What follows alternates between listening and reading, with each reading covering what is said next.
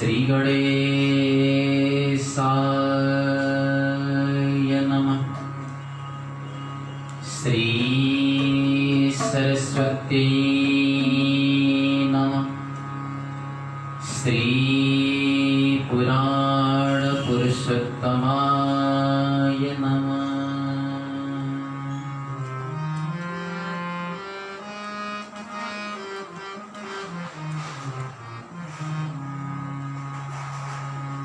निरेगा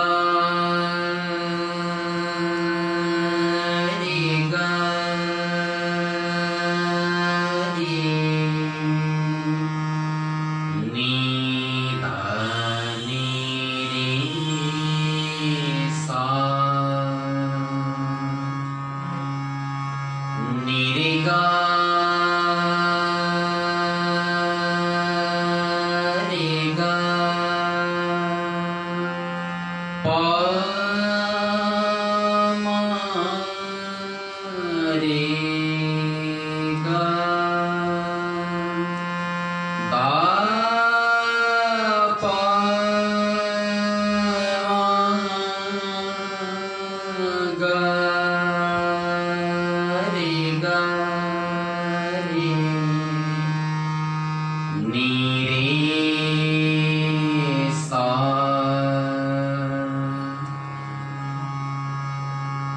सच्चिदानन्दरूपाय विश्वोत्पत्त्यादिहेतवे तापत्रयविनाशाय श्रीकृष्णाय वयं नमः। जय जय श्रीराधा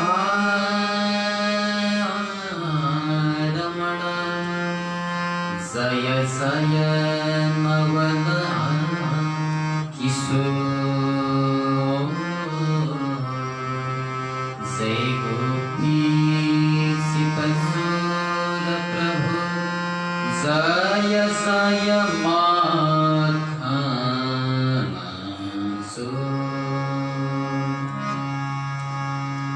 कृष्णाय वासुदेवाय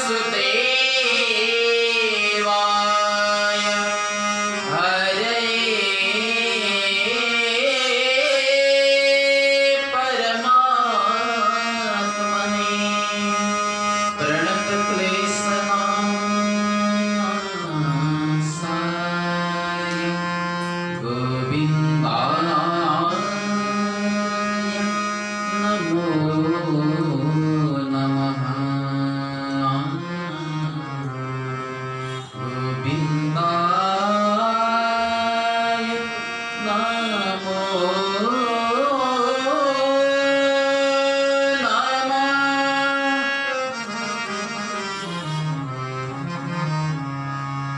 यत्र यत्र रघुनाथकीर्तनं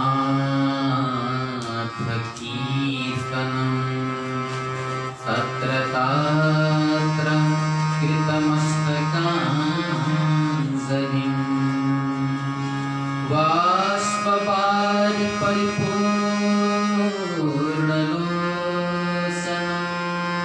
मारुतिं नमत राक्षसान्तकम्।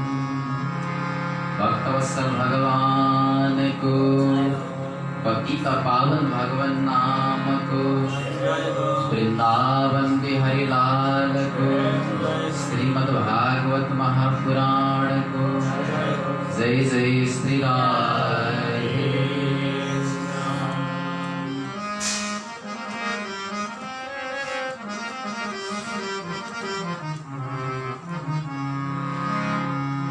हरे राम राम राम हरे हरे हरे राम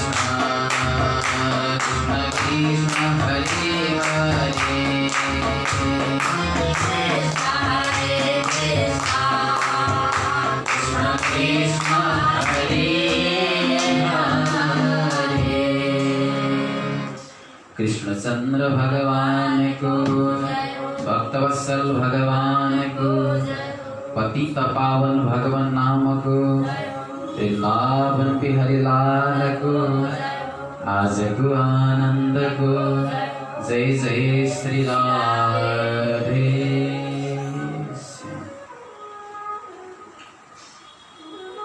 परम मंगलमय परात्पर अखिलेश्वर, अकारण कारण करुणा वरुणालय भक्तवात्सला कल्पतरु, तड़ित्युत विनंदित पीतांबर सुभग समलंकृत बालकृष्ण प्रभु को प्रत्यक्ष सप्तमय विग्रह भागवत स्वरूप ग्रंथ श्रीमद् भागवत महापुराण प्रशिक्षण कथा, जन प्रशिक्षण कथा श्रद्धाम वृंदावन में रहेर भगवान श्री कृष्ण को पावन काख में रहेर भगवान बांके बिहारी को पावन काख में रहेर सुन्ने अनि सुनाउने अवसर आज पनि हामीलाई प्राप्त भइरहेको छ। श्रीमद् भागवत महापुराणको यो रसमय दिव्य कथालाई श्रवण गरिरहनुहुने तमाम मातृशक्तिहरू, बाबाहरू र अन्य अत्यन्तै हितैषी विद्यार्थीहरू विभिन्न स्थानमा रहेर अत्यन्तै दूर रहेर पनि इन्टरनेटको माध्यमबाट यो भागवत कथालाई आस्वादन गरिरहनुहुने तमाम विद्यार्थीहरूमा राधे राधेको सादर अभिवादन। हामीले गत दिनका प्रसङ्गमा अत्यन्तै सुन्दर प्रसङ्ग एउटा श्रवण गरेका थियौँ, जहाँ सुदामाजी महाराजको चरित्र थियो। भक्त सुदामा, संसारमा त्यस्तो को भक्त होला जसले सुदामाको चरित्र नजानेको होस्, श्रवण नगरेको होस्।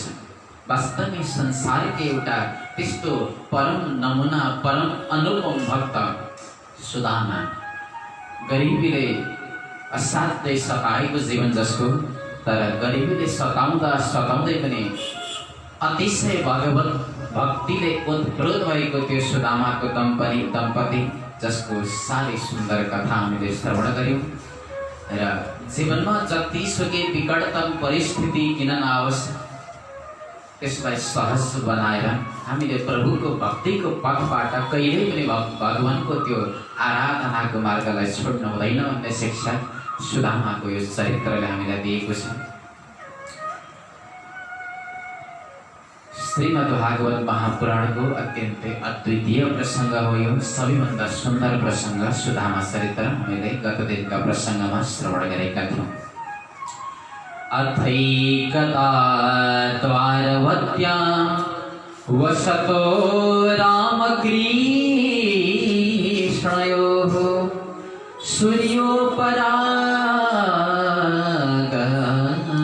सूर्योपरागसुमान् आसित कल्पशयथा। एउटा सूर्यग्रहणको समय आयो।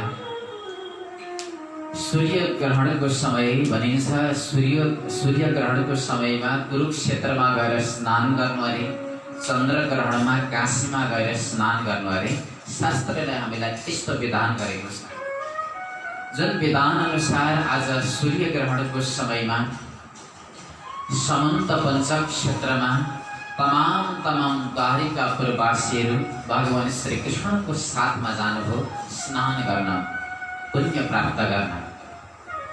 समन्त पञ्चक क्षेत्र यस्तो एउटा क्षेत्र थियो जहाँ भगवान परशुराम, जसले दुष्ट हयकुलका क्षत्रियहरूको उद्धार गरिदिनु भएको थियो, जति पनि दुष्ट राजाहरू थिए र त्यसै स्थानमा त्यो पाप निवृत्तिको निमित्त पुण्य पनि गर्नुभएको थियो, तपस्थली पनि जसको थियो।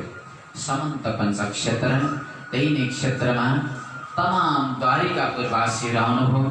साथमा केवल द्वारिकावासीहरू मात्र आउनु भएन, द्वारिकावासीहरूले अनिरुद्धलाई रक्षाको निमित्त नियुक्त गरेर तमाम द्वारिकावासी त आउनु भएको थियो नै, साथमा काम्बोज, कैकेय, मद्र, कुन्ती, अनर्क, केरल आदि गरीका देशहरूबाट पनि अनन्य भक्त प्रेमी सज्जनहरूको अत्यन्तै भिड लागिरहेको अवस्था थियो। र यसरी यो तमाम भिडमा इन्द्रप्रस्थबाट स्वयं पाण्डवहरू पनि जानुभएको रहेछ। मथुरा से धाम वृन्दावनबाट तमाम गोपीहरू पनि गएका थिए। नन्द बाबा माता यशोदा पनि जानुभएको थियो यसै बेडमा। र अब त यस्तो अवस्था बनिदियो, माता यशोदाले सुन्नुभएछ मेरो हृदयको जो टुक्रा, मेरो प्राण प्यारो कृष्ण कन्हैया पनि यसै बेडमा आएको छ अरे। यो समाचार सुन्ने बित्तिकै यशोदा माता त अत्यन्तै निहाल बन्नुभयो। सारा त्यो अपार बेडमा आज वरिपरि घुम्न लाग्नुभयो, मेरो कन्हैया, मेरो कन्हैया, मेरो कन्हैया। करुण चित्कार गर्दै गर्दै जब घुमिराख्नु भएको थियो, प्रभुले पनि आफ्नो कक्षबाट सुन्नुभयो, यो त मेरी माता यशोदाको आवाज हो। प्रभुले थाहा पाउने बित्तिकै प्रभु निस्किनुभयो। दुवैको आज समागम भयो। प्रगाढ भावमा आलिङ्गन गर्नुभयो माता यशोदाले आफ्नो पुत्र श्री कृष्णलाई। यद्यपि यो भेट भनेको 100 वर्ष पछिको भेट थियो सज्जन। तमाम गोपीहरूसँग अनि प्रेमीहरूसँगको यो कृष्णको भेट 100 वर्ष पछिको थियो। भगवान 11 वर्षको हुँदा प्रभुले श्रीधाम वृन्दावन छोड्नु भएको थियो भने आज प्रभु 111 वर्षको हुनुहुन्छ। त्यस अवस्थामा भेट भएको छ। तथापि त्यो एउटा मातृवात्सल्य, त्यो पुत्रप्रतिको प्रेम, पुत्रप्रतिको भाव सायद पुत्र वृद्ध नै किन नहोस् सज्जन, तर आमाको लागि स्मृत सदैव शिशु हुन्छ। माता यशोदाले आज भलै 111 वर्षको कृष्ण हुनुहुन्छ, वृद्ध हुनुहुन्थ्यो होला वयस्कमा, उमेरमा, तर आफ्नो काखमा राख्नुभयो, आफ्नो छाती चुसाउनुभयो, लाड प्यार गर्नुभयो, दुलार गर्नुभयो, आपसमा प्रेम साटासाट गर्नुभयो, अत्यन्तै आह्लादित बन्नुभयो, आनन्दित बन्नुभयो। लामो समयको त्यो तापलाई आज शमन गर्नुभयो माता यशोदाले। केवल यशोदा मात्र मिल्नु भएन, तमाम गोपीहरू पनि एकान्तमा गएर भगवान श्री कृष्णसँग मिले। एकान्तमा गएर अत्यन्तै आफ्ना मनका ती गहिराईका वेदनाहरू पनि यहाँ गोपीहरूले पोखे कृष्णसँग। त्यो वियोग जनित तापको जुन पीडा थियो, तमाम तापको पीडालाई आज शान्त गरिदिए। भगवान सबैसँग एकान्तमा मिल्नुभयो र प्रभुले पनि यहाँ आश्वासन दिनुभयो कि तिमीहरूको प्रेमलाई, तिमीहरूको भक्तिलाई पुष्ट गर्नैको निमित्त म वास्तवमा वियोग जस्तो भएको थियो, तिमीहरूबाट म अलग भएको थिएँ, धन्य छौ तिमीहरू संसारमा, तिमीहरू जस्तो भक्तहरू दोस्रो कोही पनि छैन। यस प्रकार भगवानले सान्त्वना दिनुभयो र यही नै भिडको बिचमा देवी द्रौपदी पनि हुनुहुन्थ्यो। देवी द्रौपदीले पनि प्रभुका 16,108 देवीहरूको दर्शन गर्नुभयो। यस अवस्थामा तमाम 16,108 देवीहरूको बिचमा देवी द्रौपदीले एउटा प्रश्न गरिदिनु भयो। सबैलाई सम्बोधन गरेर देवी द्रौपदी के भन्नुहुन्छ? हे वैदर्भ्यसुतो भद्रे, हे जाम्बवती कौसले, हे सत्यभामिकालिन्दे, सैपेरोहिणी लक्ष्मणे। हे वैदर्भी, हे रुक्मिणी, हे जाम्बवती, हे कौशले, हे सत्यभामा, हे कृष्ण पत्न्य एतन्नो ब्रुतपो भगवान स्वयं उपयेमे यथा लोकम अनुकुर्वन् स्वमायया। एउटा प्रश्न के गरिदिनु भएछ भन्दा सबैलाई सम्बोधन गर्नुभयो, एक एकको नाम लिएर भन्नुभयो तिमीहरूको विवाह कसरी भएको थियो प्रभुसँग म जान्न चाहन्छु। सबैभन्दा पहिले जवाब दिनुभयो माता रुक्मिणीले, चैत्यायमार्पयितुमुद्यत कर्मकेषु राजस्वजय भटशेखरिताङ्घ्रिरेणुः, नित्ये मृगेन्द्र इव भागमजाव्योत्थात, तत्श्रीनिकेत चरणोस्तु ममार्सनाय। मेरो विवाह त इस प्रकार भएको थियो कि दुष्ट शिशुपाल जोसँग विवाह गर्ने मेरो परिवारले सुनिश्चय गरिदिएको थियो। मैले एउटा प्रेम पत्र लेखेकी थिएँ प्रभुलाई, जुन प्रेम पत्रकै इसारामा प्रभु स्वयं आएर ती शक्तिशाली राजाहरूको बीचबाट मलाई हरण गरेर लिएर जानुभयो र यसरी नै मेरो त विवाह भयो। सत्यभामाले भनिन् मणिश्वरको कलङ्क मेरो पिताजीले लगाउनु भएको थियो, जुन मणिश्वरको कलङ्कको बहानामा नै मेरो प्रभुसँग विवाह भएको थियो। जाम्बवतीले पनि उत्तर दिने यही मणि नै खोज्ने क्रममा प्रभु जानुभएको थियो मेरै गृहमा गुफामा, जहाँ पुग्दा मेरो पिताजीले स्वयं मलाई कृष्णको निमित्त अर्पण गर्नुभयो र मेरो पनि विवाह भयो। कालिन्दी मित्रबिन्दा सत्यभद्रा आदि तमाम र अन्य 16,108 तमाम देवीहरूले आफ्नो आफ्नो विवाहको वृत्तान्त सुनाए देवी द्रौपदीलाई र अन्त्यमा सबैले आफ्नो एउटा मनको भित्र इच्छा प्रकट गरे। के भन्छन्? कामया मदे एतस्य श्रीमत पाद रजा श्रिया। हामी एउटै चाहन्छौँ प्रभुबाट, केवल अब हाम्रो कामना एउटै छ प्रभुबाट कि प्रभु चरणारविन्दको यो भक्ति कहिल्यै पनि नटुटोस् हाम्रो हृदयबाट। प्रभुलाई सदा सर्वदा प्रेम गर्न पाइरहँ, हामी स्नेह गर्न पाइरहँ, प्रभुको भक्ति कहिल्यै पनि नटुटोस्। जन्म जन्मान्तरमा हामी कृष्ण भक्त बनेर नै जन्मन पाऊँ यस धरतीमा। तमाम देवीहरूको यो पवित्र भाव आज देवी द्रौपदीले सुन्नुभयो। देवी द्रौपदीको पनि प्रभु पत्नीप्रति अगाध प्रेम अनि श्रद्धा बढेर गयो र यस प्रकार तमाम गोपीहरू पनि आनन्दमा प्राप्त भए। आज प्रभु पत्नीहरू पनि साह्रै आह्लादित बने। अवस्था यति अलौकिक थियो कि जहाँ मन्त्रद्रष्टा ऋषिहरू पनि हुनुहुन्थ्यो, श्रोत्रिय ब्रह्मनिष्ठ ऋषिहरू अत्यन्तै साह्रै धेरै आउनुभएको थियो। जुन यज्ञमा, जुन समन्त पञ्चक्षेत्रमा स्नान गर्नको लागि द्वैपायन, नारद, च्यवन, देवल, अश्वत, विश्वामित्र, शतानन्द, भारद्वाज, गौतम आदि गरिएका अपार ऋषिश्वरहरू हुनुहुन्थ्यो। जहाँ यति धेरै ऋषिहरूको त्यो मण्डलीलाई जहाँ भगवान श्री कृष्णलाई देख्नुभयो, ती तमाम ऋषिहरूलाई वन्दन गर्नुभयो प्रभुले स्वयं र ऋषिहरूको महिमा गाउन लाग्नुभयो। आज जन्म सफल भएको छ हे सन्त प्रभु। हजुरहरूले आज दर्शन दिएर कृत्य गराउनु भएको छ हामीलाई। सन्तको रज भनेको त यो संसारमा नै एउटा दुर्लभ रज हो, जो केवल भाग्यले मात्रै प्राप्त गर्न सकिन्छ।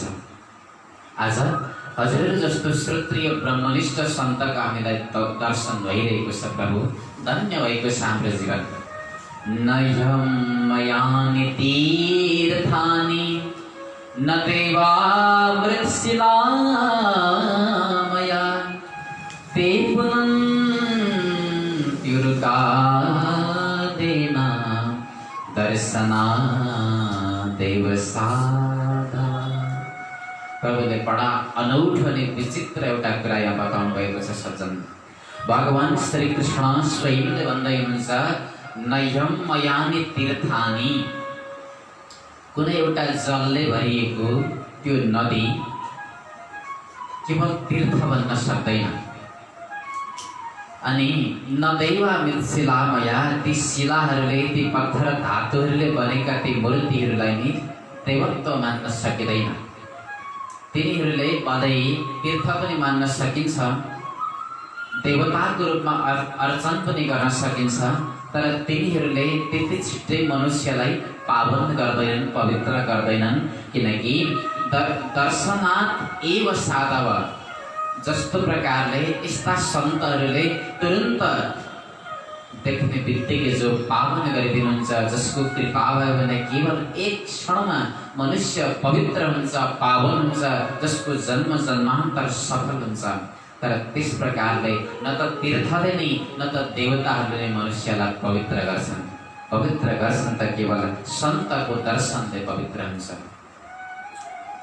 भगवान अगाडि भन्नुहुन्छ यस्यात्मबुद्धि गुणपेत्रितात्मके स्वदेह कलत्रादिशुभो मकीज्यधि यतीर्थबुद्धि सलिलेन कर्हिषेत्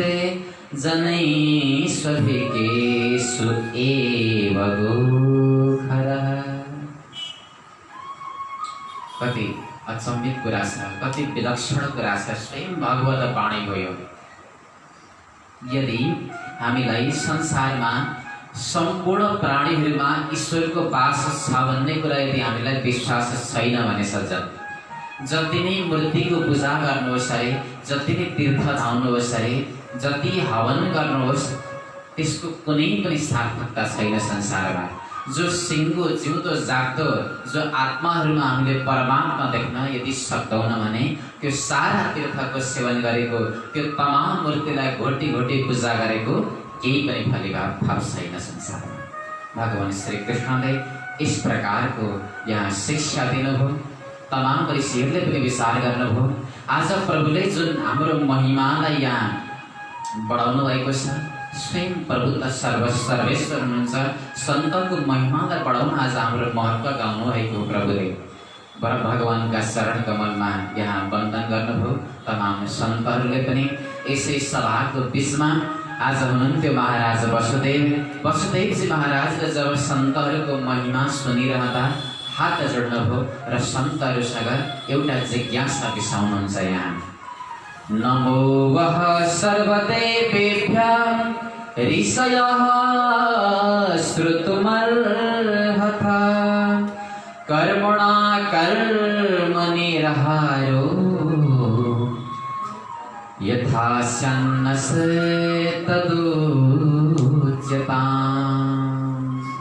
हे सर्व देवतामय तमाम ऋषिहरू, हे महर्षिहरू, हे सद्गुरुदेव, म आज एउटा जिज्ञासा राख्न गइरहेको छु हजुरहरूलाई कि जसरी कर्म गरेर नै, कर्मद्वारा नै कर्मको ग्रन्थलाई खोल्न सकिन्छ, कर्मका ग्रन्थीहरूलाई भेदन गर्न सकिन्छ, संसारको आवागमनको चक्रलाई मेटाउन सकिन्छ, त्यस्तो उपाय हजुरहरूले आज मलाई बताइदिनुहोस्।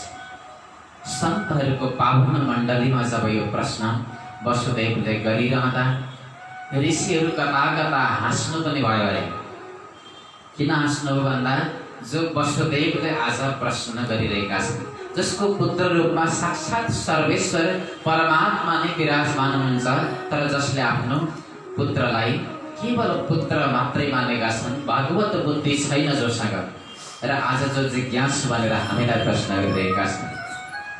ऋषिहरूले मनमा सोच्नु भएछ कहिलेकाहीँ सन्निधिमा जो छेउमा रहन्छ भने उसको अनादर भइरहेको हुन्छ अरे, चाहे प्रतिभावान व्यक्ति किन नहोस्। जस्तो प्रकारले गङ्गाको तटमा बस्नेलाई गङ्गाको महिमा थाहा हुँदैन, उनीहरू टाढा टाढा स्नान गर्नको लागि जान्छन् गङ्गालाई स्वयं छोडेर। सन्निकर्षो हि मर्त्यानाम् अनादरण कारणं गाङ्गं हित्वा यथा न्याम्भस तत्रत्यो याति सुतये। यही कुरा बताउनुहुन्छ ऋषि। कहिलेकाहीँ छेउमा आउँदा पनि विशिष्ट व्यक्तिको अपमान भइरहेको हुन्छ। वसुदेवको सवालमा पनि आज यही भइरहेको छ। घरमा बगिरहेको गङ्गालाई छोडेर यिनी स्नान गर्न अन्यत्र गइरहेका छन्, तथापि यिनले जिज्ञासा गरेका छन्, हामीले अवश्य नै बताइदिनै पर्छ। हेर्नुहोस् वसुदेवजी महाराज, सर्वप्रथम त हजुरले यो कुरा जान्नुहोस् कि जो आज पुत्रको रूपमा जसले हजुरलाई हेरिराख्नु भएको छ, यिनी हजुरका केवल पुत्र मात्रै होइनन्, यी सर्वेश्वर अनन्त कोटि ब्रह्माण्ड नायक नै वास्तवमा यिनै हुन् जो आज हजुरको पुत्र रूपमा प्रकट भइरहेका छन्। त्यसै कारण पुत्र बुद्धिद्वारा मात्रै हजुरले नहेर्नुहोस्। हजुरले जुन कर्मको बारेमा हामीलाई सोध्नु भएको छ, श्रवण गर्नुहोस् ध्यान दिएर। कर्मणा कर्मनिर्हारो एष साधु निरूपितः यत श्रद्धया यजत विष्णुं सर्वयज्ञेश्वरं मखे। कर्मद्वारा नै कर्मको ग्रन्थलाई खोल्न सकिन्छ। कसरी त भन्दा त्यसको निमित्त सर्वदैवमय भगवान विष्णुको यजन गर्नुपर्छ, यज्ञ गर्नुपर्छ।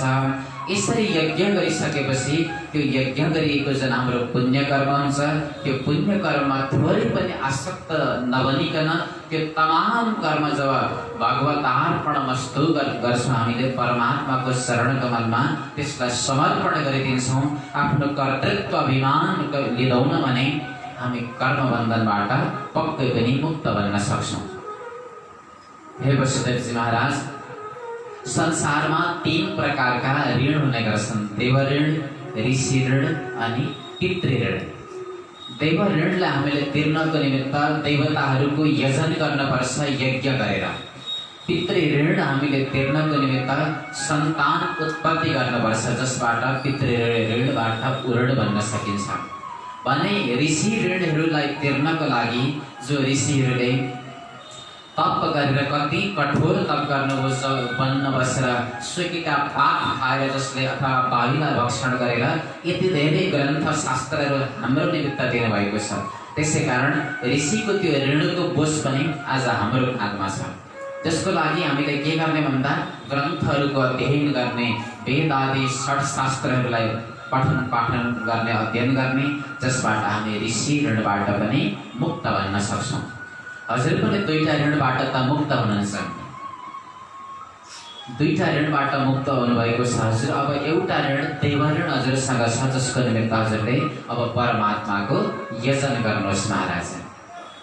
ऋषिहरूले यति भन्ने बित्तिकै वसुदेवजी महाराज जो परम जिज्ञासु हुनुहुन्थ्यो, वसुदेवजी महाराजले आज तुरन्तै हात जोड्नुभयो। हे ऋषि हो, हजुरहरू स्वयं मूर्तिमन्त ईश्वर मेरो अगाडि विराजमान हुनुहुन्छ भने अब म यज्ञ गर्नको लागि थोरै पनि ढिलाइ गर्दिनँ। यज्ञमा के चाहिन्छ, कसरी के छ विधान हजुरले बताइदिनुहोस्। मैले यज्ञको शुभारम्भ यसै पुण्यभूमिमा तुरन्त गरेँ। यज्ञको शुभारम्भ भयो। ऋषिहरूको सहयोगमा महाराज वसुदेवले विशिष्ट यज्ञ गर्नुभयो।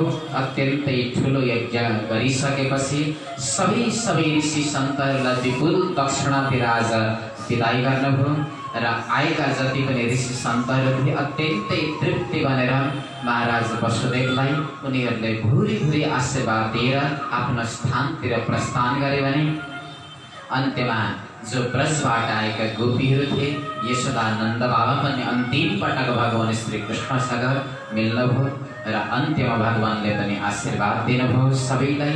सबैजना यहाँबाट आफ्नो वियोग जनित तापलाई शान्त गर्दै गर्दै ब्रजतिर फर्किए। पाण्डवहरू पनि आफ्नो राजधानीतिर फर्किनुभयो भने भगवान श्री कृष्ण पनि तमाम युद्धभूमिशीहरूलाई साथमा लिएर द्वारिकापुरी प्रस्थान गर्नुभयो। भगवान श्री कृष्णको एउटा नियम थियो, प्रत्येक दिन जब ब्रह्म मुहुर्तमा उठ्ने गर्नुहुन्थ्यो प्रभु, त्यस समय के गर्नुहुन्थ्यो अरे भन्दा सर्वप्रथम माता पितासँग गएर माता पिताका चरण कमलमा गएर वन्दन गर्नुहुन्थ्यो अरे। यो प्रत्येक दिनको दिनचर्या थियो प्रभुको, ब्रह्म मुहुर्तमा उठेर। र आजको दिन जब ब्रह्म मुहुर्त भयो, ठिक विपरीत के भयो भन्दा वसुदेव अनि देवकी दुवैजना आउनुभयो कृष्ण बलरामको कक्षमा र कृष्ण बलराम दुवैलाई प्रणाम गर्नुभयो। के भन्नुभयो?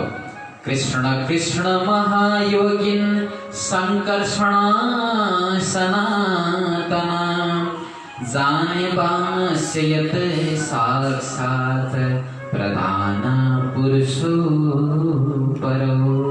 हे कृष्ण, हे बलराम, हजुरहरू दुवैजना जगतका कारण हुनुहुन्छ। जगतको अभिन्न निमित्त उपादान कारण पनि हजुरहरू नै हुनुहुन्छ।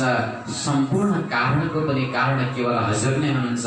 त्यसै कारण दुवैका चरण कमलमा हामी प्रणाम निवेदन गर्छौँ आज। हे कृष्ण, हे बलराम, हाम्रो प्रणामलाई स्वीकार गर्नुहोस्। भगवान श्री कृष्णले भन्नुभयो, माता, हे पिताजी, आज हामीलाई हजुरहरूले प्रणाम किन गरिराख्नु भएको छ? यो उल्टो गङ्गा किन बगाइराख्नु भएको छ? महाराज वसुदेवले भन्नुभयो, प्रभु, अब थोरै पनि मबाट भुल हुने छैन। आजसम्म जुन हजुरको अनादर गरे मैले, स्वयं पुत्र पुत्री राखेँ, अब राख्ने छैन। ऋषिहरूले मलाई बताइसक्नु भएको छ, हजुर त परम परमेश्वर हुनुहुन्छ। प्रभु, म के गरौँ संसारमा? भगवान, हाम्रो उद्धार गर्नुहोस्। म अज्ञानी प्राणी हो, यो संसारमा यो भवबन्धनमा म भड्किरहेको छु। भगवान, मलाई उपदेश गर्नुहोस्। कि श्री कृष्णले यस समय वसुदेवजी महाराजको त्यो अज्ञानको ग्रन्थलाई भेदन गर्नको निमित्त आत्मज्ञानको उपदेश दिनुभयो। पिताजी, अब हजुरले भगवत बुद्धिद्वारा मलाई त हेर्नु भएकै छ। अब समस्त चराचर जगतलाई नै हजुर भगवतमय बनेर हेर्नुहोस्। सिया राममय सब जग जाने करहु प्रणाम जोरी जुग काने। र कसैलाई पनि सानो अनि ठुलोको रूपमा, कसैलाई पशुको रूपमा, कसैलाई मनुष्यको रूपमा नहेर्नुहोस्। हेर्नुहोस् त तमाम प्राणीहरूमा केवल त्यो आत्मामा नै परमात्माको दृष्टिले हेर्नुहोस्। हजुरको सारा ज्ञान नष्ट भएर जान्छ र हजुरको उद्धार हुनेछ। भगवानले यसरी यहाँ आशीर्वाद दिनुभयो। माता देवकीले पनि हात जोडेर एउटा बिन्ती बिसाउनुभयो आफ्नो पुत्र श्री कृष्णसँग। राम राम प्रमेयात्मन् कृष्ण योगेश्वरेश्वर वेदावां वां विश्वसृजाम् ईश्वरादिपुरुषो।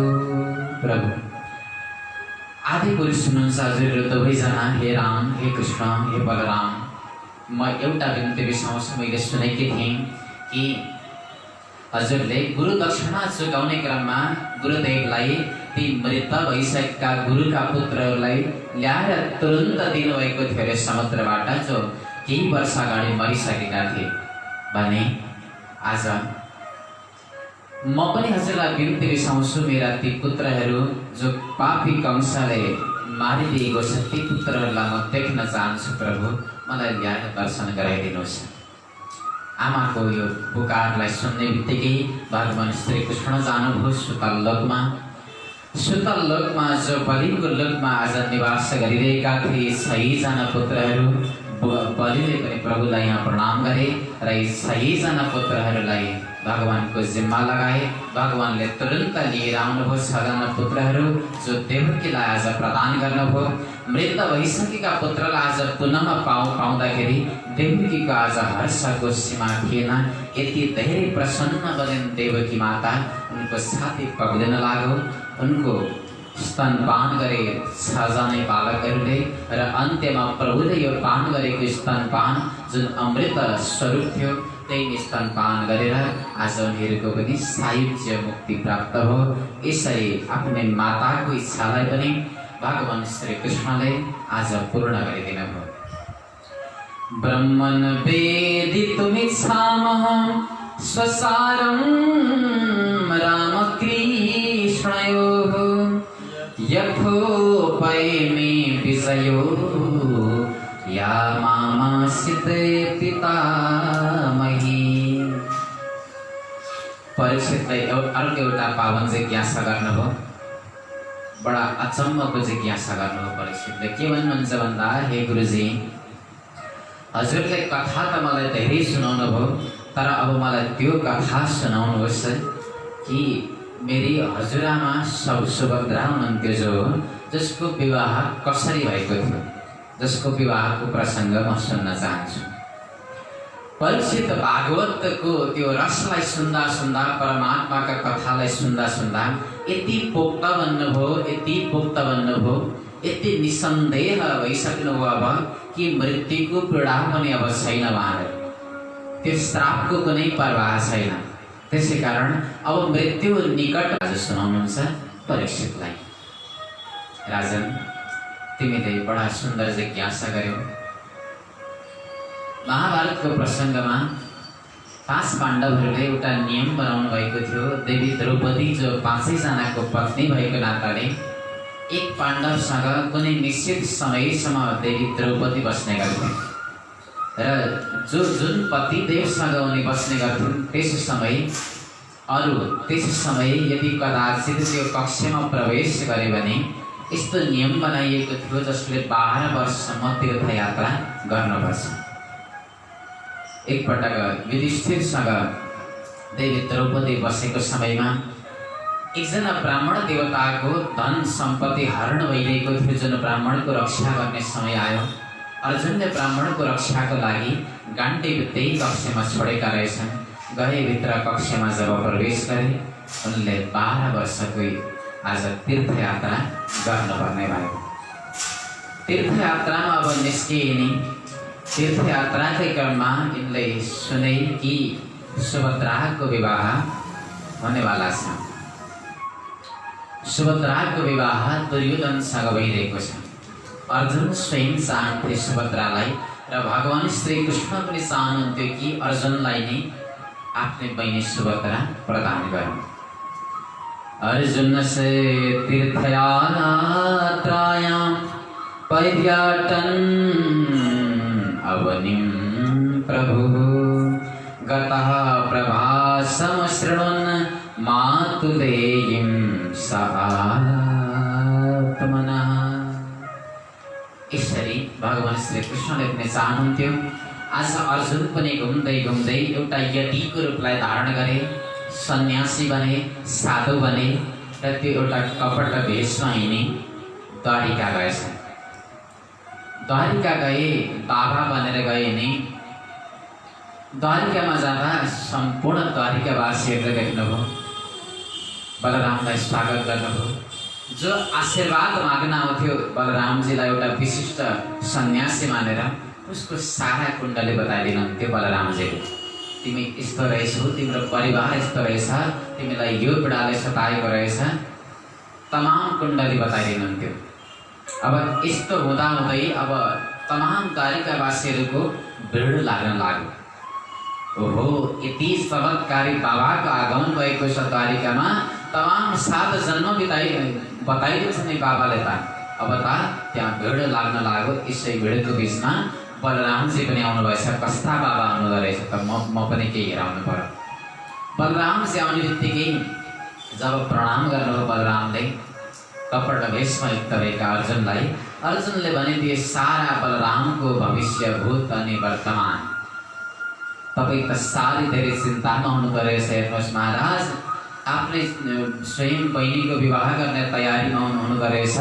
यस्तो छ उस्तो छ, टाकटुक वृत्तान्त जब बताइदिनु भयो, बलरामजी पनि अचम्मित अनुभव हो।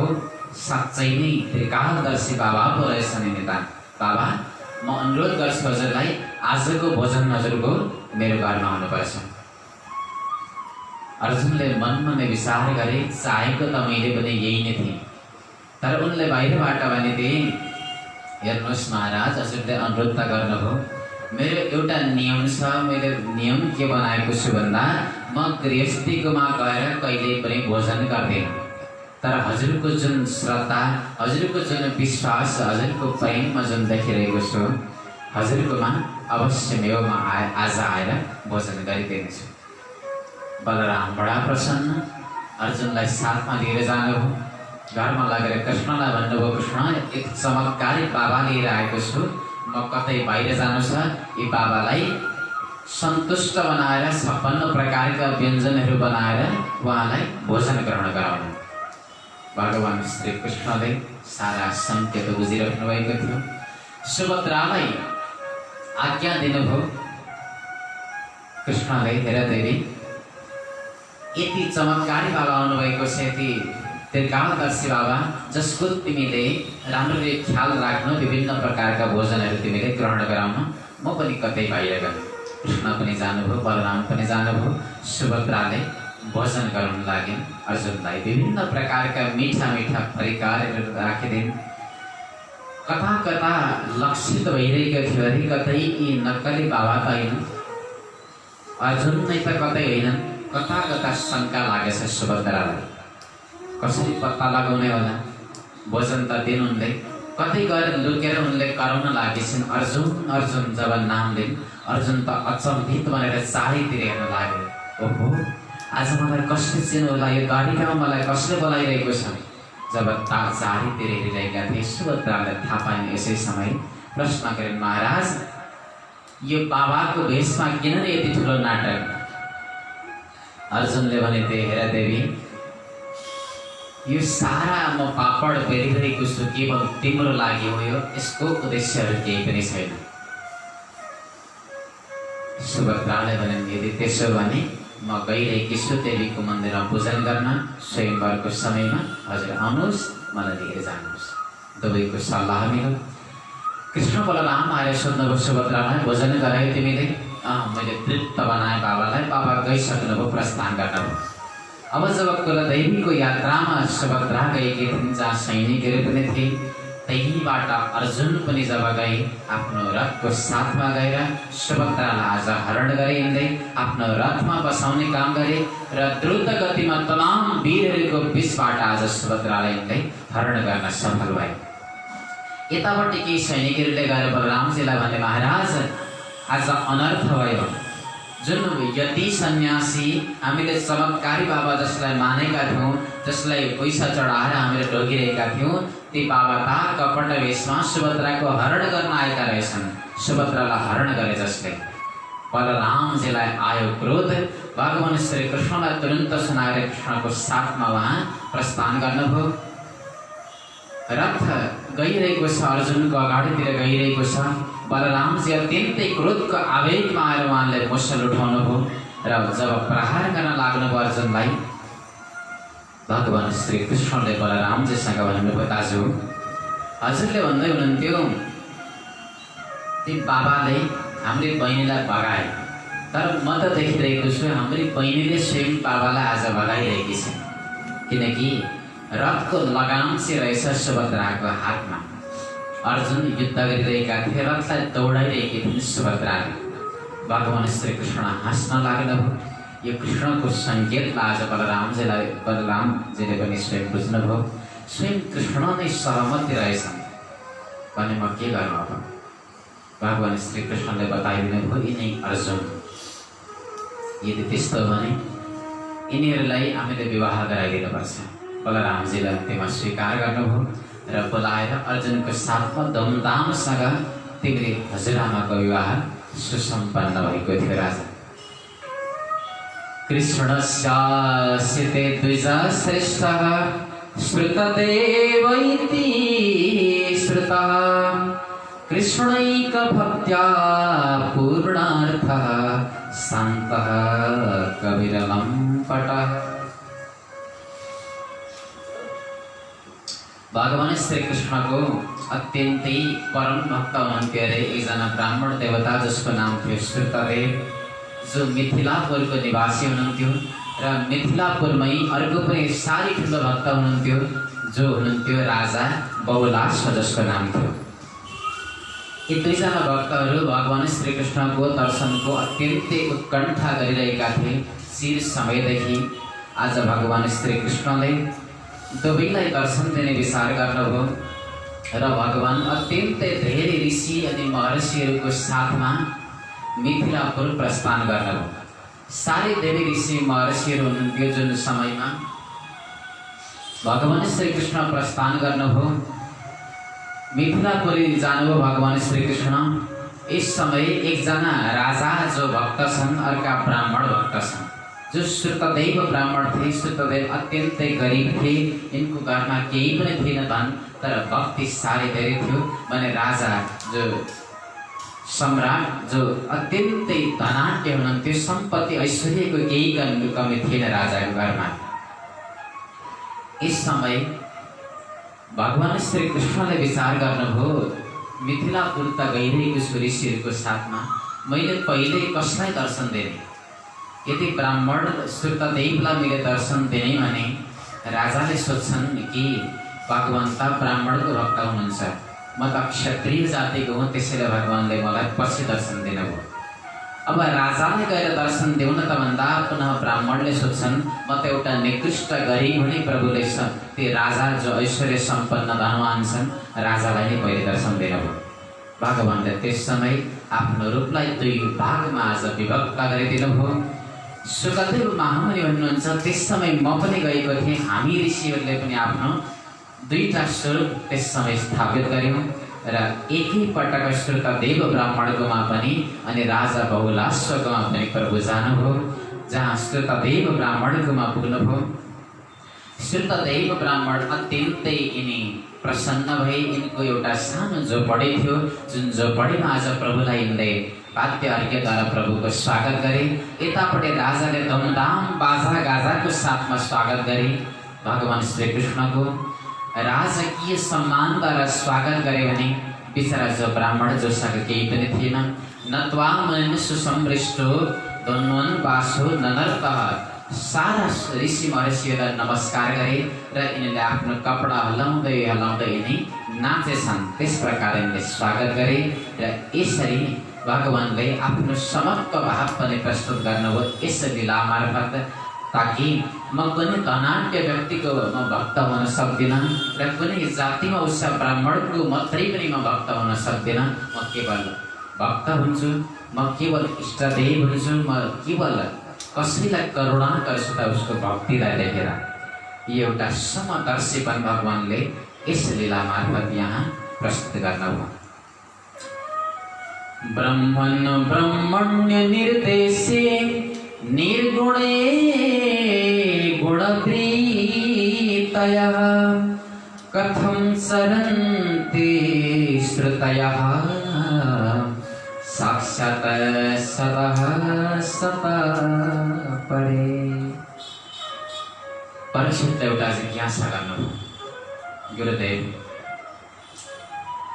परब्रह्म परमात्मा जो हुनुहुन्छ, निर्गुण निराकार निर्लेप हुनुहुन्छ, जो शब्दद्वारा वाणीद्वारा वचनद्वारा अत्यन्तै टाढा हुनुहुन्छ, जहाँ वाणी पनि पुग्न सक्दैन,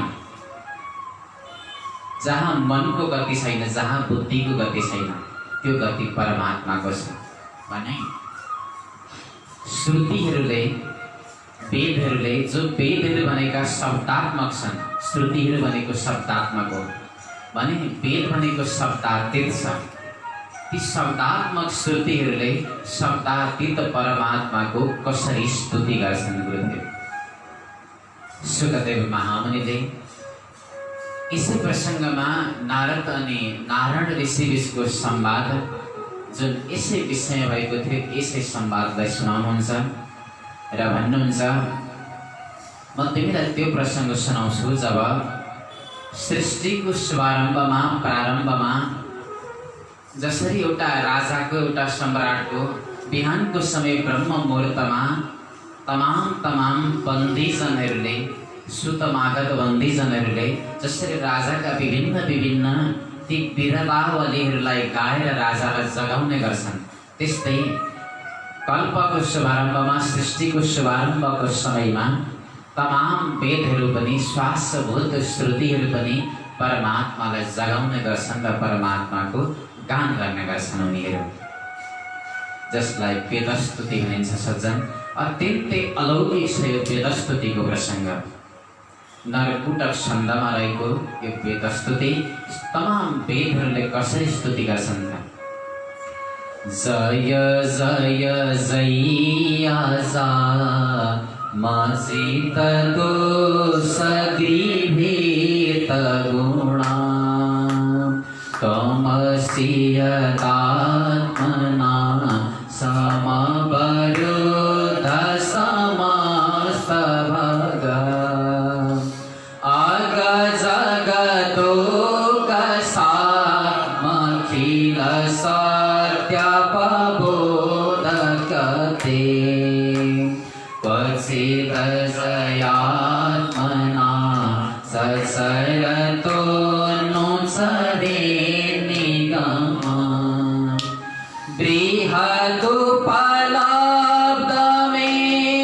बृहदुपलब्धमेतदवयं त्यावशेषतया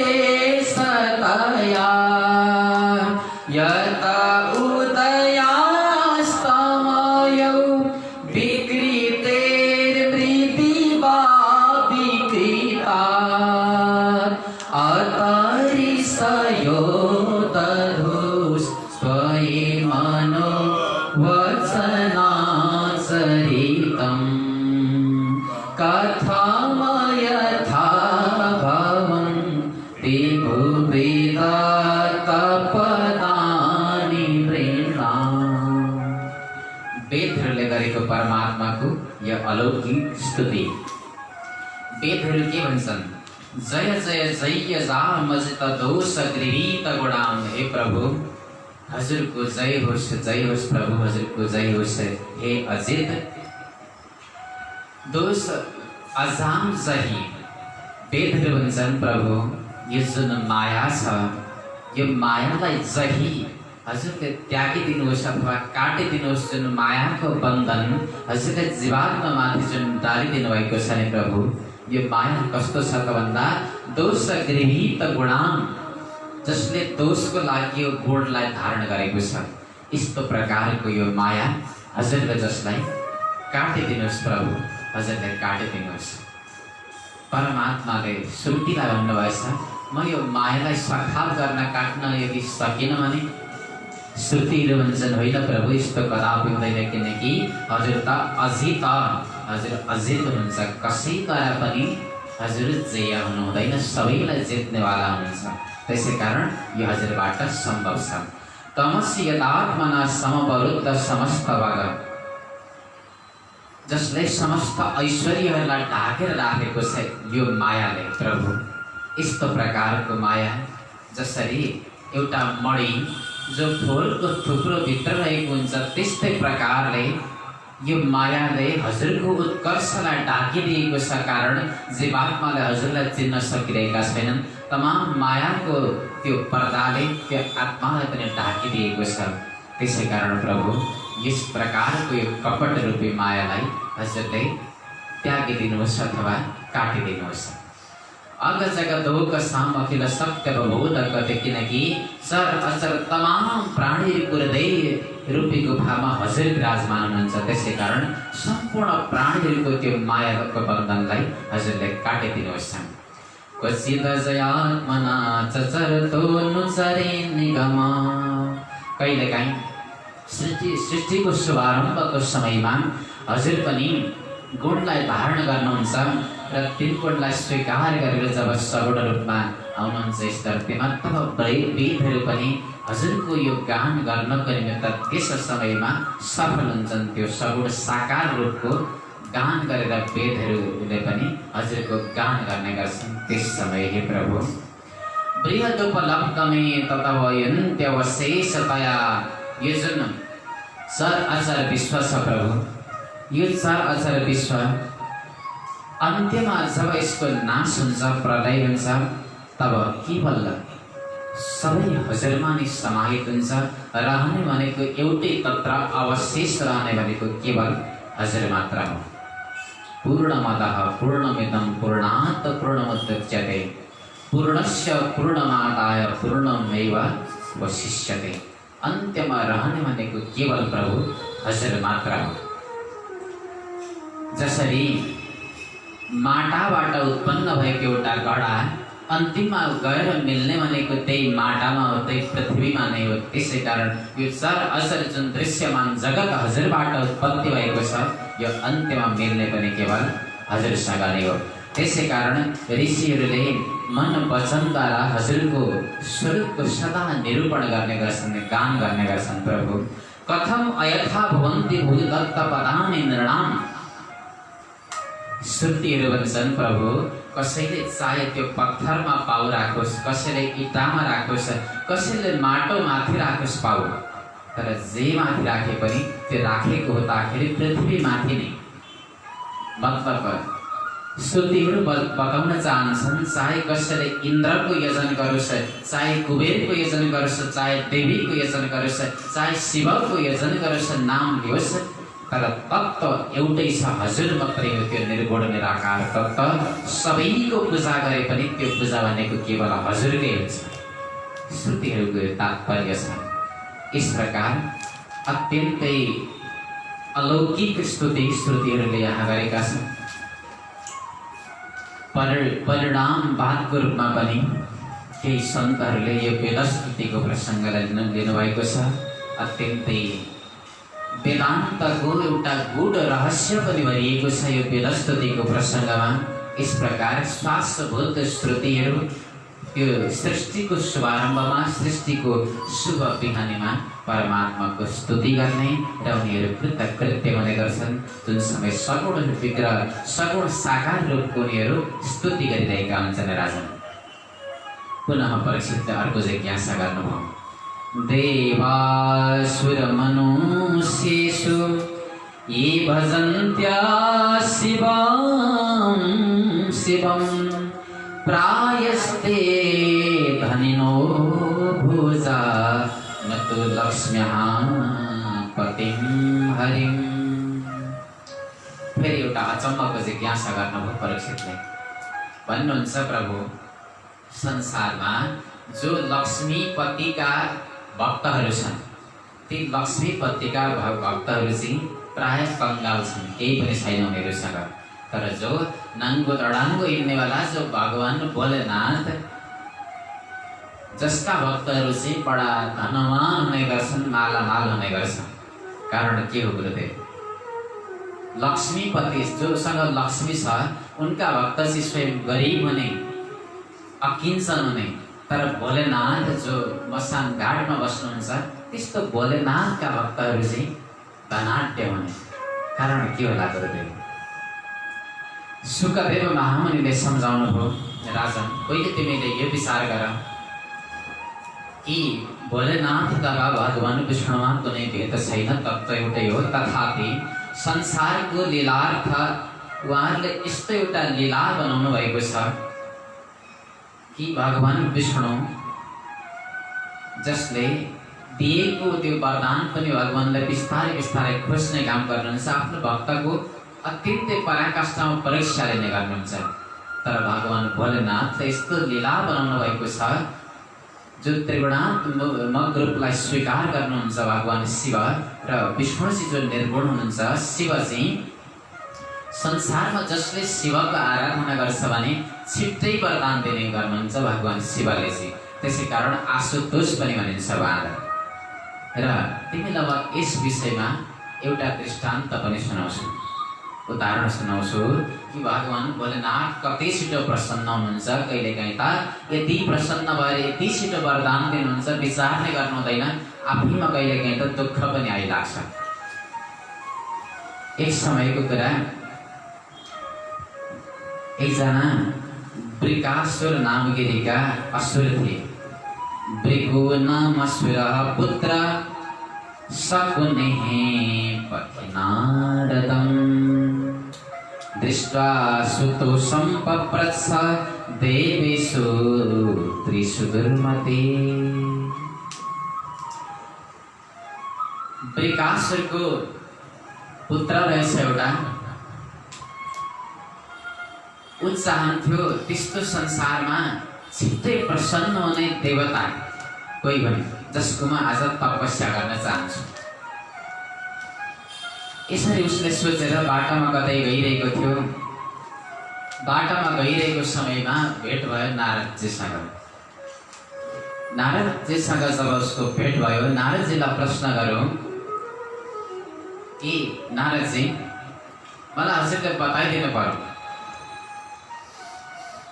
हजुरले मलाई बताइदिनु पर्यो कि संसारमा सबैभन्दा छिटो प्रसन्न हुने देवता को होला।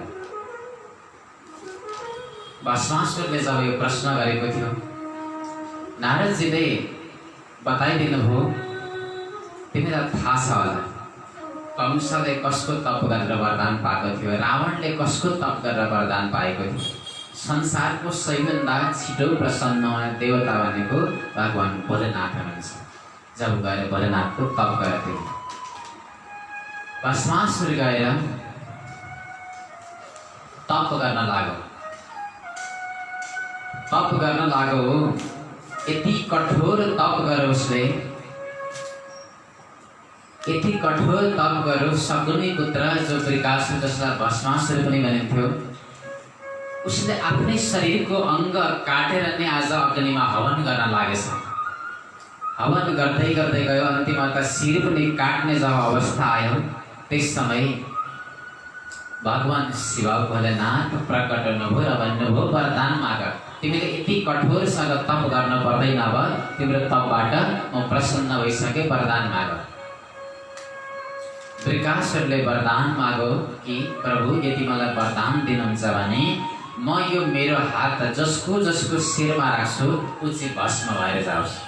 यस्य यस्य कर्म शीर्षणी दास्ये स म्रियताम इति, ऊ मरेर जाओस्, यही नै मलाई वरदान दिनुहोस्। भगवान शिवले प्रसन्न भएर तथास्तु भनिदिनु भयो। अब त तथास्तु भन्ने बित्तिकै जब वरदान पायो, वरदान पाउने बित्तिकै अहङ्कारले युक्त बन्यो र गौरीको पार्वतीको अब हरण गर्नु पर्यो भन्ने पनि इच्छा उसमा जागेछ। र भोलेनाथले यो दिएको वरदानको परीक्षाको निमित्त पनि अब शिवकै शिरमा हात राख्नको लागि अगाडि बढ्यो भस्मासुर। अगाडिबाट भगवान शिवलाई स्वयं सङ्कट आज उत्पत्ति भयो। के गर्ने? वरदान दिएको छ। अब वरदान अकाट्य छ। भगवान शिव स्वयं भाग्न लाग्नुभयो वृकासुरको भयबाट। भगवान शिव अगाडि भाग्दै भाग्दै जानुभयो, पछाडिबाट उसले खेद्दै खेद्दै लाग्यो कहाँ जाने। सारा त्रिलोकी घुम्नुभयो, अब कहीँ पनि छैन सरल जाने ठाउँ।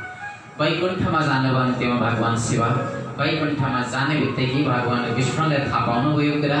भगवान विष्णुले एउटा ब्राह्मण बटुलको रूपलाई धारण गर्नुभएछ र अगाडि आउनुभयो।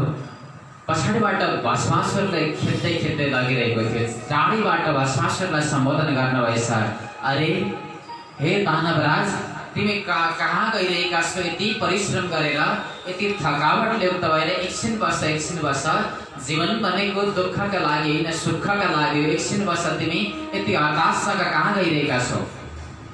भस्मासुरले भन्नु, प्रभु म शिवको शिरमा हात राख्न चाहन्छु, किनकि मलाई वरदान दिएको छ हात राख्दा कोही भस्म हुन्छ भनेर। त्यसै कारण म शिवको शिरमा हात राख्न चाहन्छु। मैले वरदान पाएको छु शिवबाट। भगवानले भन्नुभयो, अरे कति ठुलो मूर्ख रहेछौ शकुनी पुत्र तिमी। यति ठुलो मूर्ख तिमी। शिवको आज कुरामा विश्वास गर्यौ तिमीले। जसलाई दक्षले श्राप दिएको छ, जो पिशाच योनिमा प्राप्त भएका शिव, जसले दिएको वरदान केही लाग्ला त? कदापि लाग्दैन। तिमी यो कुरा विश्वास नगर। शिवले तिमीमाथि कपट गरिरहेका छन्। भस्मासुरले भन्नु, यो त कसरी हुन सक्छ प्रभु? भगवान विष्णुले भन्नुभयो, यो कदापि होइन, यो मिथ्या हो। यदि तिमीलाई त्यस्तो लाग्छ भने तिमी आफ्नै हात आफ्नो शिरमा एकपटक राखेर हेर। यो त कपट हो शिवको, यो झुट हो, केही पनि हुनेवाला छैन। भस्मासुरले भन्नु, कदाचित मैले हात मेरो शिरमा राखेँ भने म स्वयं भस्म पनि त हुन सक्छु। भगवान विष्णुले भन्नुभयो, त्यसको लागि तिमी एउटा काम गर, छेउमा राख्दै जाऊ। यदि छेउमा राख्दा कुनै प्रकारको त्यहाँ ताप उत्पत्ति भयो भने यसको वरदान सार्थक हुने रहेछ भन्ने थाहा हुन्छ। छेउमा लाग्दा पनि केही भएन भने त्यो झुटो वरदान। वृकासुरले जब छेउमा लगेको थियो हात, केही पनि भएन। लु राखेर हेर, तिमीलाई केही पनि हुने छैन बताइदिनु भयो। जब आफ्नो शिरमा हात के राखेको थियो, आज वृकासुर पनि भस्मासुर बनेर गयो। गोविन्दाय नमो नमः, भस्म भएर गयो। त्यसै कारण राजन विचार गरे, तिमी भगवान भोलेनाथ यति प्रसन्न हुनुहुन्छ, थोरै कसैले तप गर्ने बित्तिकै आफूमा आउने भावी सङ्कट पनि विचार नगरी वरदान दिनुहुन्छ। इस प्रकारको व्यवस्था बनाउनु भएको छ दुवै देवताहरूले। त्यसै कारण भगवान भोलेनाथलाई जे भएको त्यही भक्तहरूले दिने हुनाले भोलेनाथका भक्तहरू धनाढ्य हुने गर्छन्। भगवान विष्णुका भक्तहरू प्रभुले बार बार परीक्षा गर्नुहुन्छ। जब सारा धन हरण गरिसकेपछि पनि निस्किन्छन् हुन्छ, उसले भक्ति गर्न छोड्दैन भने अन्त्यमा उसलाई मोक्ष पद आफ्नो सान्निध्यता प्रदान गर्नुहुन्छ भगवान विष्णुले। यो लीलाको कारणले यस्तो भएको। अर्को एउटा पावन लीला सुनाउनुहुन्छ यहाँ भगवान सुखदेवजी महामुनि परीक्षितको लागि। सरस्वत्या तटे राजन् ऋषयः सत्रमा सता वितर्क समभूतेषां त्रिस्वधीशेषु महान्। सरस्वती नदीको तटमा तमाम ऋषिहरू यज्ञ गरिराख्नु भएको रहेछ। विशिष्ट विशिष्ट ऋषिहरूको बिचमा एउटा प्रश्न उठो। संसारमा तीनवटा देवतामा सबैभन्दा श्रेष्ठ देवता चाहिँ को? जब प्रश्न उठिरहेको थियो, यो प्रश्नको हलको लागि जो भृगु ऋषि हुनुहुन्थ्यो, किनकि भृगु ऋषि भनेको देवताहरूमा ऋषिहरूमा श्रेष्ठ हुनुहुन्छ। महर्षिणाम भृगुरहम् भगवान भन्नुहुन्छ आफ्नो विभूतिमा। भृगु ऋषिलाई अगाडि सार्नुभयो। अब भृगु ऋषि यहाँ परीक्षा लिन निक्लिनु भएछ त्रिदेवताको। सबैभन्दा पहिले जानुभएछ ब्रह्माजीकोमा, आफ्नै पिताजीको परीक्षा लिन जानुभयो। ब्रह्म सभा चलिरहेको थियो। ब्रह्माजीको अगाडि गएर बस्नुभयो। यस्तो प्रकारले बसिदिनु भयो, न त ब्रह्माजीलाई प्रणाम नै गर्नुभयो, न केही निवेदन प्रणति निवेदन नै गर्नुभयो, न आदर सत्कार गरिदिनु भयो। अगाडि गएर बसिदिनु भयो। यो देख्ने बित्तिकै ब्रह्माका अत्यन्तै कोपाविष्ट हुनुभयो, रिसाउनु गरी भृगुलाई देखेर। भृगु यहाँबाट निस्किनुभयो, पुनः कैलाशमा जानुभयो। कैलाशमा गएर भोलेनाथको परीक्षा दिन लाग्नु भएछ। भोलेनाथको निकटमा जब जानुभयो, भोलेनाथले त टाढोबाट देख्दा दाजुभाइको पनि एउटा सम्बन्ध थियो भोलेनाथसँग। ओहो दाजु आउनुभएछ हजुर, आउनुहोस् आउनुहोस्, हजुरको के छ, कुशल मङ्गल हुनुहुन्छ, हजुरलाई यो कैलाशमा स्वागत छ, आउनुहोस् अङ्कमाल गरौँ। जब छेउमा जानुभएको थियो, भृगु ऋषिले भनिदिनु भयो, ओहो नाङ्गो धडाङ्गो जो मसान घाटमा बस्नेवाला, हे शिव तिमी त अशिव हो, मलाई सुनाउँदैन तिमीले, तिमी टाढा छौ मलाई नछौ है तिमीले। यति मात्रै के भनिदिनु भएको थियो, भोले बाबा यति रिसाउनु भयो, त्रिशूल लिएर भृगुलाई मार्न उद्यत बन्नुभयो। भृगु यहाँबाट पनि प्रस्थान गर्नुभयो। अब जानुभयो वैकुण्ठमा। वैकुण्ठमा जाँदा भगवान श्री विष्णुको चरण तलेटीलाई आज माता लक्ष्मीले सेवा गरिरहेको अवस्था थियो। भगवान विष्णु शेष शय्यामा शयन गरिरहँदा भृगु जानुभएछ। गएर एक्कासी अनायास भगवान विष्णुको वक्षस्थलमा पाद प्रहार गरिदिनु भयो। पाद प्रहार गर्नुभयो, लात मारिदिनु भएछ। लात मार्न बित्तिकै भगवान विष्णुले देख्नु आज भृगु ऋषिले लात मारिरहेका छन्। भगवान त त्यसै समय उठ्नु भएछ। शयानं श्रिय उत्सङ्गे पदावक्षस्य ताडयत। भगवान तुरन्त उठ्नुभयो र हात जोड्नु भएछ। हे ब्राह्मण देवता, हजुर कहाँबाट आउनुभएको थियो ब्राह्मण देवता? हजुरले मेरो यो कठोर भन्दा कठोर वक्षस्थलमा पाद प्रहार गर्नुभयो। हे ब्राह्मण देवता, हजुरलाई कति धेरै पीडा भयो होला। यति कोमल छन् हजुरका यी चरण कमलहरू, अतीव कोमल हो तात शरणौते महामुनि, इत्युक्ता विप्र शरणौ मर्दैन स्वयं पाणेना। हे प्रभु, मलाई यदि हजुरका वक्षस्थल यदि केही पीडा भएको भए माफी गर्नुहोस् प्रभु। यति भनेर भगवान विष्णुले स्वयं भृगुका पाउलाई आज सेवा गर्न लाग्नु भयो, मर्दन गर्न लाग्नु भयो। इस प्रकारको सहनशीलता, इस प्रकारको दया जब भगवान विष्णुको देख्नुभयो, भृगु पनि यहाँबाट फर्किएर जानुभयो। प्रभुको गुणगान गाउँदै गाउँदै गएर तमाम ऋषिहरूको बिचमा यो भगवान विष्णुको सर्वश्रेष्ठतालाई आज प्रकाशित गरिदिनु भयो। एकदा द्वारवत्यां तु विप्रपत्न्या कुमारकः जातमात्रभुवं स्पृष्ट्वा ममार किल भारत। द्वारिकामा एक दिन एउटा लीला के घट्यो भन्दा एकजना ब्राह्मण देवता थिए, जुन ब्राह्मणका सन्तान जब जन्मिने गर्थे, जन्म लिने बित्तिकै मर्ने गर्थे सन्तानहरू। एउटा दुईटा हुँदै 8-9 जना सन्तान त्यसरी जब मरेर गए, कता गए भन्ने कुरा नै केही पनि थाहा हुँदैन थियो। उनीहरू अलक्षित हुन्थे, कहाँ कसले हरण गरेर लग्थ्यो भन्ने कुरा केही पनि थाहा हुँदैन थियो। त्यही ब्राह्मणले द्वारिकाका राजालाई बार बार आएर गाली दिने गर्थे। एकपटक अर्जुनले जब यो कुरा थाहा पाए, अर्जुनले ब्राह्मणलाई वचन दिए, हेर्नुहोस् ब्राह्मण, म जबसम्म रहन्छु तबसम्म केही पनि भय हुँदैन, हजुरको यो भयलाई म दूर गरिदिन्छु। ब्राह्मणले भने, अर्जुन, जो प्रद्युम्न अनिरुद्ध वसुदेव कसैले पनि यो मेरो पीडालाई दूर गर्न सकिरहेका छैन, तिमीले कसरी गर्न सक्छौ होला? अर्जुनले त्यस अवस्थामा अभिमानमा आएर भनिदिए, न हम संकर्षणो ब्रह्मन् न कृष्ण कार्ष्णिरेव च अहं वा अर्जुनो नाम गाण्डीवं यस्य वै तनो।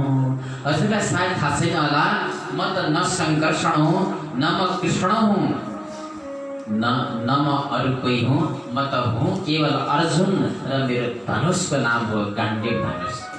भगवान श्री कृष्णको लागि पनि यहाँ थोरै आक्षेप गरे यिनले, प्रभु श्री कृष्णको निमित्त थोरै अनादर गरे।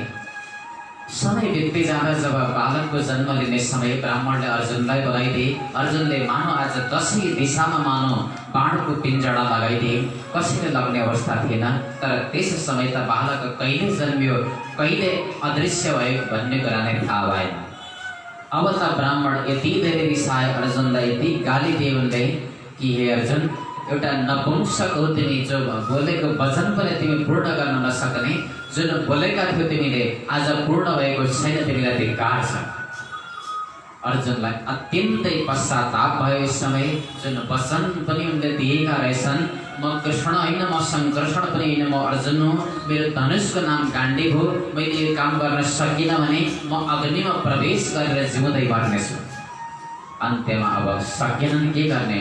वचनबद्धता थियो भने आफ्नो प्रतिज्ञामा प्रतिबद्ध रहने अर्जुन आज अग्निमा प्रवेश गर्न गइरहेका थिए। भगवान श्री कृष्णले उनलाई बचाउनु भयो, सम्झाउनु भयो, अर्जुन तिमी जहिले एउटा गल्ती गर्छौ, तिमी प्रतिज्ञा गर्छौ, प्रतिज्ञा गर्दा केही पनि विचार गर्दैनौ। तिमी विचार गरेर पहिले आफूले गर्न सक्ने चिज हो कि होइन, अनि मात्र प्रतिज्ञा गर। तिमीलाई म सहयोग गर्छु, यस लीलामा तिमीले अग्निमा प्रवेश गर्न पर्दैन। भगवान श्री कृष्णले अर्जुनलाई साथमा लिएर जानुभयो। प्रभु पश्चिम दिशामा जानुभयो, यति दूर जानुभयो, यति दूर जानुभयो, 7वटा समुद्रलाई पार गरेर, 7वटा पर्वतलाई पार गरेर, सप्तद्वीपलाई पार गरेर पनि अझै पर जानुभयो। एउटा यस्तो अवस्था आयो जहाँ जाँदा घोडाको गति पनि अवरुद्ध भयो, जहाँ भगवानले आफ्नो दिव्य शक्तिद्वारा अर्जुनलाई लिएर जानुभयो। लोकालोक पर्वत पनि तरेर जब जानुभयो, एउटा दिव्य स्थान आयो जहाँ महाविष्णुको जहाँ निवास थियो, भगवान शेष शय्यामा सुतिरहनु भएको थियो। त्यस्तो एउटा दिव्यमान अलौकिक स्थानमा दुवैजना पुग्नुभयो। भगवान महाविष्णुले आज कृष्णलाई निवेदन गर्नुभयो, जुन बालकको खोजीमा आउनुभएको छ, तपाईँहरू दुवैजना नर अनि नारायणको अवतार हुनुहुन्छ। यी प्रत्येक बालकलाई मैले यहाँ लिएर आएको थिएँ, जो तपाईँहरूसँग मिल्नको लागि मैले दुवै बालकलाई यहाँ लिएर आएको थिएँ र दुवैको दर्शनको लागि पनि यो लीला स्वयं मैले घटित गराएको थिएँ। अब दुवैजनाको यो नर अनि नारायणको अवतारको समय समाप्त भएर गएको छ। संसारको सारा भार हरण भइसकेको अवस्थामा अब दुवैजना पुनः आफ्नो धाम जानुहोला। मेरो अनुरोध छ, यी तमाम पुत्रहरू ब्राह्मणका सन्तानहरू लिएर जान सक्नुहुन्छ। भगवानको यो आज्ञालाई उनीहरूले सुने र कृष्ण बलराम दुवै ती ब्राह्मणका छोराछोरीहरू पहिले जो अदृश्य भएका थिए लिएर फर्किनुभयो र आफ्नो प्रयोजनलाई यसरी उहाँहरूले सिद्धि गर्नुभयो। जुन प्रयोजनको निमित्त, जुन भगवान श्री कृष्ण अनि अर्जुनसँग मिलनको निमित्त नै महाविष्णुले यो लीला घटित गराउनु भएको रहेछ। यसरी ब्राह्मणलाई पनि सन्तुष्ट बनाए अर्जुनले र ब्राह्मण पनि परम सन्तोष भावमा आज प्राप्त भए। 10औं स्कन्धको अन्तिम अध्यायमा प्रभु पत्नीहरूले गरेको विहार, प्रभु पत्नीहरू भगवान श्री कृष्णसँग कसरी रहनुहुन्थ्यो, यो लीलालाई श्रृङ्गार रसमा यहाँ प्रकट गरिएको छ। जो भगवानका 16,108 पत्नीहरू थिए, यी 16,108 पत्नीहरू प्रभुसँग यति प्रेम गर्ने गर्थे अरे कि प्रभु यदि एक क्षण मात्रै पनि अदृश्य हुनुभयो भने बडा त्यो एक क्षण उनीहरूलाई एक युगको समान प्रतीत हुने गर्थ्यो। कतै युग त आज बितिरहेको छैन यस्तो आभास हुने गर्थ्यो र प्रभुको सान्निध्यमा रमाउने गर्थे सधैँ।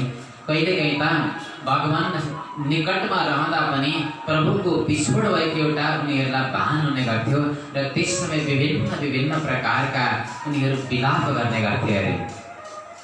कुररी विलपसि त्वं बीत निद्रान शेषे स्वपिति जगति रात्र्याम् ईश्वरो गुप्तबोधः वयमिव सखि कच्चित् गाढ निर्भिन्न चेता नलिन नयनहासु दारलीलेक्षितेन।